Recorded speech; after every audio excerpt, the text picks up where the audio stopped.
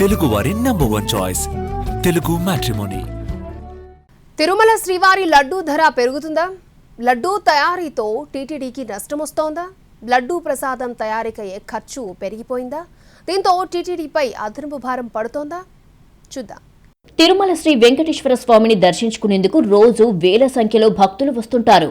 స్వామివారి దర్శనం కోసం ప్రతినిత్యం 60,000 నుంచి 85,000 మంది వరకు భక్తులు తిరుమలకు తరలివస్తారు. ఏడాదికి 2.5 కోట్ల మంది భక్తులు స్వామివారిని దర్శించుకుంటారు. శ్రీవారి దర్శనం తర్వాత భక్తులు అధిక ప్రాధాన్యత ఇచ్చేది లడ్డూ ప్రసాదానికే. శ్రీవారికి నైవేద్యంగా పరమన్నాలు, వడలు, దోసలు, పాయసాలు, పోలీలు, జిలేబీ ఇలా ఎన్ని రకాల ప్రసాదాలను నైవేద్యంగా సమర్పించినా అటు స్వామివారికి ఇటు భక్తులకు అత్యంత ప్రీతిపాత్రమైనది లడ్డూ ప్రసాదమే. సామాన్యుడు మొదలుకొని వీఐపీల దాకా లడ్డూ ప్రసాదం కోసమే తహతహలాడుతుంటారు. దీంతో దేశంలో మరే ఆలయం విక్రయించని స్థాయిలో లడ్డూ ప్రసాదాలు విక్రయిస్తోంది టీటీడీ. లడ్డూ ప్రసాదం తయారీకి దిట్టంను అనుసరిస్తుంది టీటీడీ. బ్రిటిష్ కాలంలోనే దిట్టానికి సంబంధించిన లెక్కలన్నీ పక్కాగా సిద్ధం చేశారు. స్వామివారికి 2 రకాల లడ్డూ ప్రసాదాలను నైవేద్యంగా సమర్పిస్తారు. ఒకటి చిన్న లడ్డూ అయితే రెండోది పెద్ద లడ్డూ. ఈ రెండిటిని భక్తులు కొనుగోలు చేసేందుకు వీలుంటుంది. ఈ రెండు కాకుండా భక్తులకు దర్శనమనంతరం ఆలయంలో పంపిణీ చేసే ప్రసాదాలైపోతే వారికి ప్రత్యేకంగా తయారు చేసిన అతి చిన్న లడ్డూలను ఉచితంగా ఇస్తుంది టీటీడీ. కానీ ఈ అతి చిన్న లడ్డూలను స్వామివారికి నైవేద్యంగా సమర్పించరు. ఇలా శ్రీవారి ఆలయంలో ప్రస్తుతం 3 రకాల లడ్డూలు వాడుకలో ఉన్నాయి. స్వామివారికి సమర్పించే చిన్న లడ్డులను పక్కా కొలతలతో తయారు చేస్తున్నారు. 5,100 లడ్డులను ఒక పడిగా పిలుస్తారు.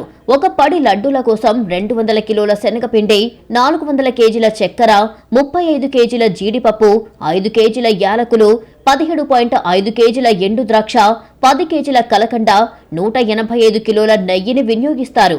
అదే పెద్ద లడ్డూలైతే ఒక పడిలో 51 మాత్రమే ఉంటాయి.